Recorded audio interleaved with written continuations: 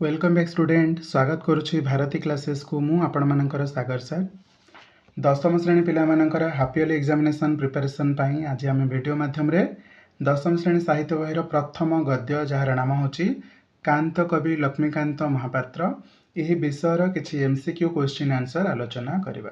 तो चलंतु वीडियो को आरंभ करिबा। जदि आपण माने चैनल को सब्सक्राइब करि नाहंती चैनल को सब्सक्राइब करनियंतु निज सांग मानक सहित ए वीडियो को बहुत मात्रा रे शेयर करनियंतु जहाँफल आपण एग्जाम प्रिपरेशन करने सहित आपण सांग मैंने प्रिपरेशन करें। ओके प्रथम प्रश्न को जीवा कौन कहूँ प्रथम प्रश्न चलते देखा केउठारे लक्ष्मीकांत को कांत कवि रूपे घोषणा करा जायतिला। प्रथम प्रश्न आंसर होची भद्रक हाईस्कूल रे लक्ष्मीकांत को कांत कवि रूपे घोषणा करा जायतिला। क्लियर अच्छी परवर्ती प्रश्न को जीवा। द्वितीय प्रश्न कौन पचार कांत कवि लक्ष्मीकांत केउठारे जन्मग्रहण करते अति सहज प्रश्न कटक रे जन्मग्रहण करते कांत कवि लक्ष्मीकांत महापात्र कटक ठारे जन्मग्रहण करते। परवर्ती प्रश्न को जीवा असहयोगीर आत्मकथा केउ पत्रिका रे प्रकाश पाइथिला। असहयोगीर आत्मकथा उत्कल साहित्य पत्रिका रे प्रकाश पाइथिला। प्रश्न 4 कांत कवि रचित उपन्यासर नाम कौन थिला। तांको रचित उपन्यासर नाम थिला कणा मामू। ओके 5 नंबर प्रश्न केउठारे सभा करा जाय लक्ष्मीकांत को कांत कवि रूप में घोषणा करा जायतिला। किछि समय पूर्व ही आलोचना कले भद्रक हाईस्कूल 1 नंबर रे आम आलोचना कर सारिथिले से भद्रक हाईस्कूल ही अब यार सठिक उत्तर। 6 नंबर प्रश्न किशोर चंद्रानंद चंपू यही व्यंग्यात्मक अनुकरण रे लक्ष्मीकांत महापात्र द्वारा रचित रचनार नाम कौन अटे ना चटक चंद्रहास चंपू। ये जो व्यंग्यात्मक अच्छी कविताटी बा व्यंग्यात्मक कविताटी अच्छी किशोर चंद्रानंद चंपू से व्यंग्यात्मक अनुकरण रे लक्ष्मीकांत महापात्र द्वारा रचित रचनार नाम कौन थिला चटक चंद्रहास चंपू। क्लियर अच्छी परवर्ती प्रश्न को मूव करिबा। प्रश्न नंबर 7 को मूव करिबा कौन कहूँ लक्ष्मीकांत केउं दिन जन्मग्रहण करथिले। लक्ष्मीकांत केउं दिन जन्मग्रहण करथिले ना माण बसा गुरुवार दिन जन्मग्रहण करथिले से जो ना लक्ष्मी लगेकी लक्ष्मीकांत कहगला। लक्ष्मीकांत पैतृक ग्रामर नाम कौन अटे। पैतृक ग्रामर नाम होची तालपदा। ओके प्रश्न 9 से केउं संप्रदायर थिले। सी थिले वैष्णव संप्रदायर। कांत कवि माता नाम कौन थिला। तांको माता नाम थिला राधामणि। कौन थिला राधामणि। परवर्ती प्रश्न को मूव करिबा। प्रश्न 11 कौन कहूँ लक्ष्मीकांत जन्म बेलू तांको पिता क्यों कार्य करुथिले। जन्म बेलू तांको पिता शिक्षकता करुथिले। प्रश्न 12 लक्ष्मीकांत पिता भागवत प्रसाद केउठारे प्रथमे वकिलाती आरंभ करथिले ना बालेश्वर ठारे प्रथमे वकिलाती आरंभ करथिले। प्रश्न 13 छात्रावस्था किए लक्ष्मीकांत अभिभावक दायित्व तुलाइथिले। छात्रावस्था किए लक्ष्मीकांत अभिभावक दायित्व तुलाइथिले ना उमाचरण दास। उमाचरण दास। परवर्ती प्रश्न लक्ष्मीकांत केउं स्कूल रु एंट्रांस पास करथिले। लक्ष्मीकांत बालेश्वर जिला स्कूल रु एंट्रांस पास करथिले। परवर्ती प्रश्न लक्ष्मीकांत केउं मसिया मैट्रिक एंट्रांस पास करथिले। सी 1907 मसीह मैट्रिक एंट्रांस पास करथिले। केवल मु ही आंसर कहबी से भली मन रे रखंतु नाही चेष्टा करंतु निजे निजे प्रश्न गुड़िकर उत्तर दबाकू देन आपण निजे ही सब प्रश्नर उत्तर चेष्टा कले दे पारिबे। जदि भी गोटे जोड़े क्वेश्चन भूल होची ना सेटा आपण माने रिवाइज करिवे एहा द्वारा आपनकर एग्जाम पे प्रिपरेशन भलो होई पारिबो। प्रश्न 16 लक्ष्मीकांत केउं कॉलेज रे आईए पास कले। केउं कॉलेज रु ना रेभेन्सा कॉलेज रु आईए पास कले। आईए माने कौन +2 आर्ट्स आपण माने दशम श्रेणी रे पढुछंती तापर जते बेले कॉलेज जिबे जदि आर्ट्स पढ़िबे आईए कुहा जिवो जदि साइंस पढ़िबे ताले आईएससी कुहा जिवो जदि कॉमर्स पढ़िबे आईकॉम कुहा जिवो। आईए माने कौन इंटरमीडिएट इन आर्ट्स। आईएससी माने इंटरमीडिएट इन साइंस। आईकॉम माने इंटरमीडिएट इन कॉमर्स। इंटरमीडिएट माने युक्त 2 को कुहा जाए। ओके परवर्ती प्रश्न को जिबा 17 नंबर प्रश्न ताली से कोठी आईए पास करैथिले बा आईए पढ़िथिले रेभेन्सा कलेजिएट रे। 17 नंबर प्रश्न आईए पास पर बीए पढ़ाकू से केउठारे प्रथमे नाम लिखाई ना कलिकतार रिपन कॉलेज। बीए माने कौन पिला माने बैचलर इन आर्ट्स, बीएससी माने कौन बैचलर इन साइंस, बीकॉम माने कौन बैचलर इन कॉमर्स। जोटा बैचलर आम कहे से +3 को बुझाऊँ है। परवर्ती प्रश्न को जा तो सी कौटी तांकर आईए पास पर बीए पढ़ाकू नाम लिखाइबा जाइथिले ना कलिकतार रिपन कॉलेज को जाइथिले। प्रश्न 18 को जा कॉलेज रे पाठ पढ़ा बेले से क्यों क्रीडा रे समय अतिबाहित करथिले। से बैडमिंटन क्रीडा रे समय बिताउथिले, टेनिस रे भी बिताउथिले, क्रिकेट रे मध्य बिताउथिले। तो आंसर कौन हम सब गुड़िक। प्रश्न 19 रेभेन्सा महाविद्यालय रे अध्ययन समय से क्यों नाटक रे अभिनय कर समस्त को मुग्ध कर देथिले ना कांची कावेरी। यही नाटक रे अभिनय करके से समस्त को मुग्ध कर देथिले। कोठी पढ़ला बेले ना रेभेन्सा महाविद्यालय रे पढ़ुथिबा समय रे। मन रखिबो कांची कावेरी। 19 नंबर पर भी आम 20 नंबर को मुख करवा से मुकुर पत्रिकार संपादक किए थिले ना ब्रज सुंदर दास। मुकुर पत्रिकार संपादक से ही समय किए थिले ब्रज सुंदर दास बा वज्र सुंदर दास। ओके परवर्ती प्रश्न को मुव करवा 21 नंबर प्रश्न कौन पचारछि बाग्मी विश्वनाथ कर केउ पत्रिकार संपादक थिले सत्यवादी गोटे मिनिट उत्कल साहित्यर संपादक थिले। बाग्मी विश्वनाथ कर उत्कल साहित्य पत्रिकार संपादक थिले। बुझीगला। परवर्ती प्रश्न को जा एंट्रांस पढ़ुथिला बेले कविता लेखापी कहार श्रद्धा भाजन होइथिले। एंट्रांस पढ़ुथिबा समय रे कविता लेखिबापी कहार श्रद्धा भाजन होइथिले। आंसर हेबो गोपबंधु दासंक पाई बा तांकरी पाई ही श्रद्धा भाजन होइथिले। परवर्ती प्रश्न को जा 23 नंबर आईए श्रेणी रे पढ़ुथिला बेले कविता रचना पई कहार प्रशंसा लाभ करथिले ना फकीर मोहन सेनापति। आईए श्रेणी रे पढ़ुथिला बेले कविता रचना पई फकीर मोहन सेनापति प्रशंसा लाभ करथिले। एंट्रांस पढ़िला बेले गोपबंधुंकर श्रद्धा भाजन होइथिले। आईए पढ़ुथिला समय रे फकीर मोहन सेनापति प्रशंसा लाभ करथिले। 24 नंबर प्रश्न रेभेन्सा रे केउ अध्यापक दिग्दर्शन रे लक्ष्मीकांत अग्रणी स्वेच्छासेवी थिले ना हेमचंद्र सरकार। रेभेन्सा रे हेमचंद्र सरकार अध्यापक दिग्दर्शन रे लक्ष्मीकांत अग्रणी स्वेच्छासेवी थिले। प्रश्न 25 लक्ष्मीकांत केउ कवि भाव में ओडिया साहित्य रे परिचित समस्त जानिछंती कांत कवि लक्ष्मीकांत। तो आपण मान आंसर ऑप्शन डी। परवर्ती प्रश्न कौन पचारछि तांकु केबे विधिबद्ध रूपे कांत कवि उपाधि रे सम्मानित करागला ना 1934 मसीह विधिबद्ध भाव में कांत कवि रूप में सम्मानित करागला। प्रश्न 27 जो सारस्वत संवर्धना सभा तांकु कांत कवि रूप में उपाधि रे भूषित करागला से ही सभार सभापति किए थिले। से सभार सभापति थिले चिंतामणि महांती। चिंतामणि महांती। प्रश्न 28 लक्ष्मीकांत केउ कॉलेज रु बीए पास कले। लक्ष्मीकांत रेभेन्सा कॉलेज रु बीए पास कले। प्रश्न 29 लक्ष्मीकांत पुरी रे कहा पाखरे रही जगन्नाथ दर्शन करथिले। उमाचरण दासंक पाखरे रही जगन्नाथ दर्शन करथिले।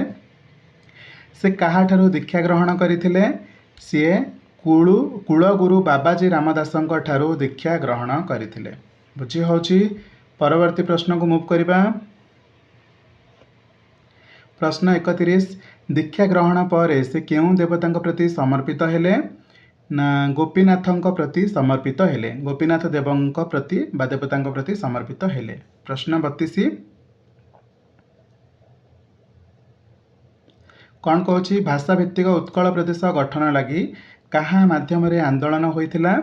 कहांक माध्यम रे ना उत्कल सम्मिलनी माध्यम रे आंदोलन होइथिला। भाषा भित्तिक उत्कल प्रदेश बा ओडिशा प्रदेश गठन लगी भाषा को आधार करी ओडिया भाषा को आधार करी ओडिशा प्रदेश गठन लगी उत्कल सम्मिलनी रे ही बा उत्कल सम्मिलनी माध्यम रे आंदोलन होइथिला। प्रश्न 33 को मुव करबा। कौन पचारछि କାହା ନେତୃତ୍ୱରେ ଉତ୍କଳ ସମ୍ମିଳନୀ ଗଠନ ହୋଇଥିଲା ବା ଗଠିତ ହୋଇଥିଲା? କାହାଙ୍କ ନେତୃତ୍ୱରେ? ନା ମଧୁସୂଦନ ଦାସଙ୍କ ନେତୃତ୍ୱରେ। ପ୍ରଶ୍ନ 34। ଯେଉଁ ପ୍ରଶ୍ନଟା ବି ଆସୁନି ଆପଣ ନିଜେ ରିଭାଇଜ୍ କରନ୍ତୁ, ଚେଷ୍ଟା କରନ୍ତୁ ସବୁ ପ୍ରଶ୍ନକୁ ଆଟେମ୍ପ୍ଟ କରନ୍ତୁ। କେତେଟା ପ୍ରଶ୍ନରୁ କେତେଟା ପ୍ରଶ୍ନ ଉତ୍ତର ଦେଲେ କମେଣ୍ଟ ସେକ୍ସନରେ ଜଣାନ୍ତୁ। 34 ନମ୍ବର ପ୍ରଶ୍ନ, କେଉଁ ମସିହାରେ ବନ୍ଦେ ଉତ୍କଳ ଜନନୀ ଗୀତିକା ରଚିତ ହୋଇଥିଲା? ନା 1912 ମସିହାରେ ବନ୍ଦେ ଉତ୍କଳ ଜନନୀ ଗୀତିକା ରଚିତ ହୋଇଥିଲା। ପ୍ରଶ୍ନ 35। କେଉଁଠାରେ ଏହା ପ୍ରଥମେ ଗାନ କରାଯାଇ ପ୍ରସିଦ୍ଧ ଲାଭ କରିଥିଲା?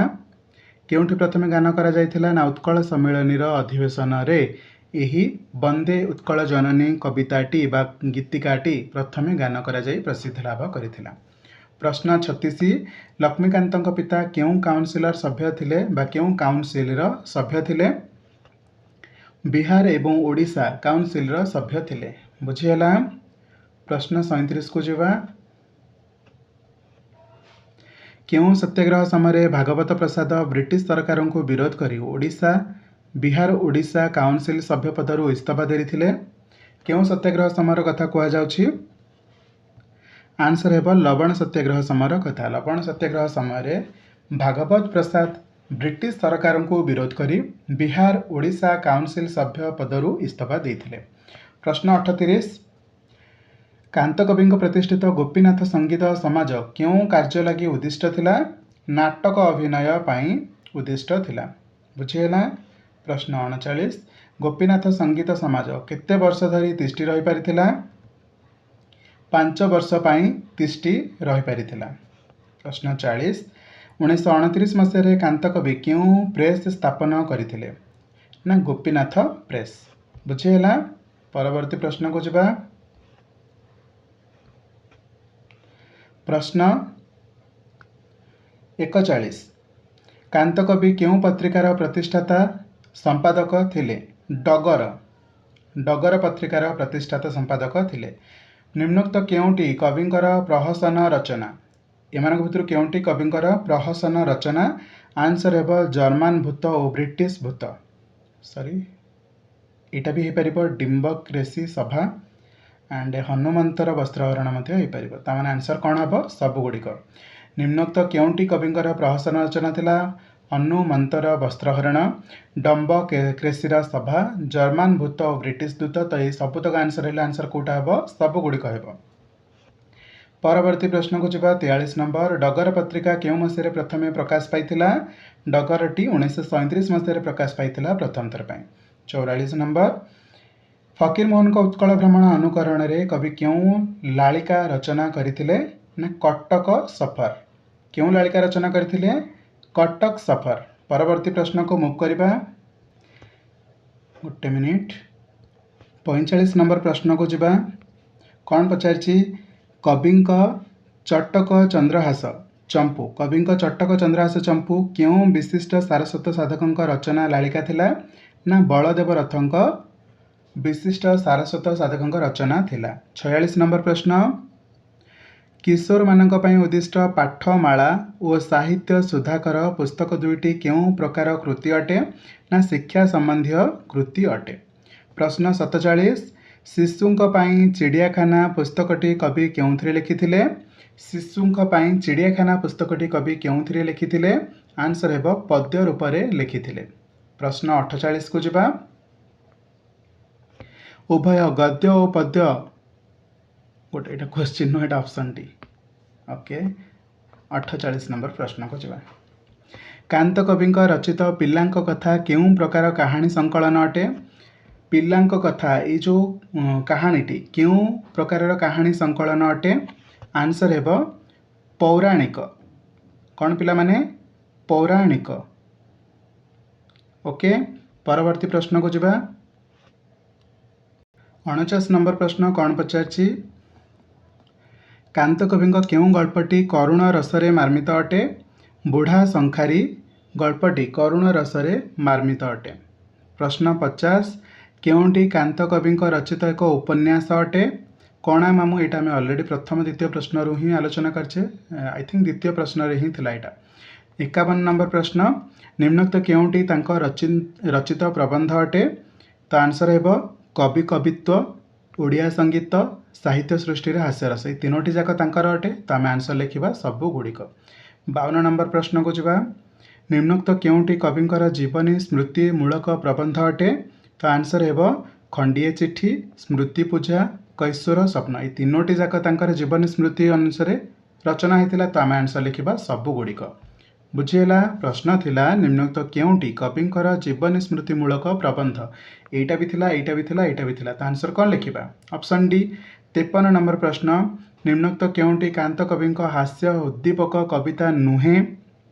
तो आंसर हेब महाप्रयाण एटा तांकर हास्य उद्दीपक कविता नुहे।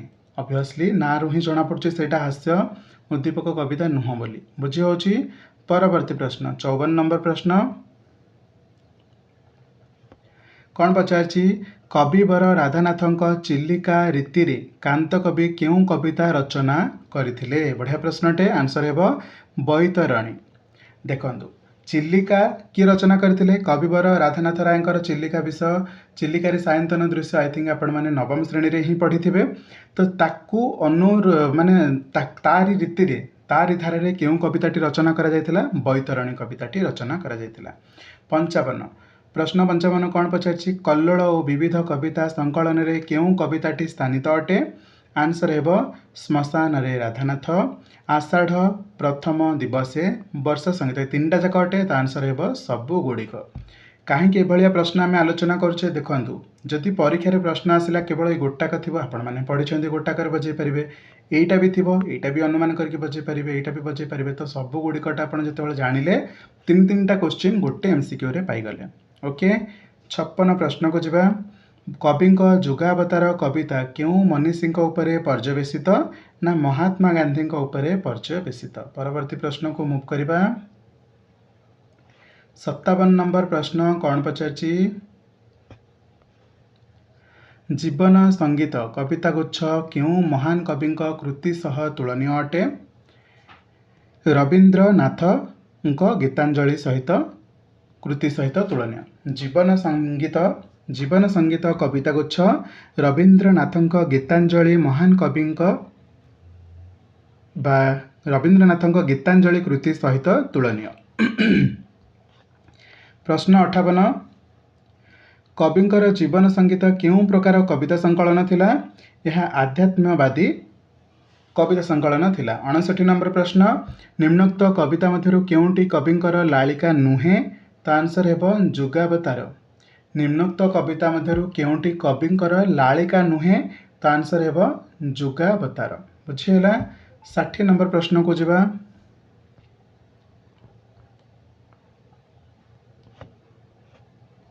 कांत कविंक अलणा पुराण क्यों प्रकार कविता अटे?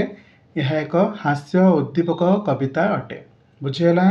61 नंबर प्रश्न जातीय संगीत संकलन रे केउं श्रेणीर कविता मान अंतर्भुक्त होइछि? ना जातीय आह्वानमूलक कविता गुड़िक अंतर्भुक्त होइछि। प्रश्न 62 और शेष प्रश्न कांत कविंक जातीय संगीत संकलन रे केउं कविता स्थानित होइछि? साजरे साजरे स्थानित होइछि, कोटि कोटि कंठे आजी स्थानित होइछि, उड़ाई नसाण बजाई भेरी एटा मध्य स्थानित होइछि। तो आंसर कौन हेब? सबू गुड़िक। ऑप्शन डी हम यार सठिक उत्तर। कांत कविंक जातीय संगीत संकलन सबू गुड़िक कविता स्थानित होइछि। तो ओवरऑली आमे यही कांत कवि लक्ष्मीकांत महापात्र बा जीवनी और साहित्य कृति विषय 62 क्वेश्चन आंसर एमसीक्यू डिस्कसन कले। ये वीडियो माध्यम जहाँ जहाँ क्वेश्चन आपण मैंने देखिले ये सबू तक हापिल एग्जामिनेशन इंपोर्टाट अटे।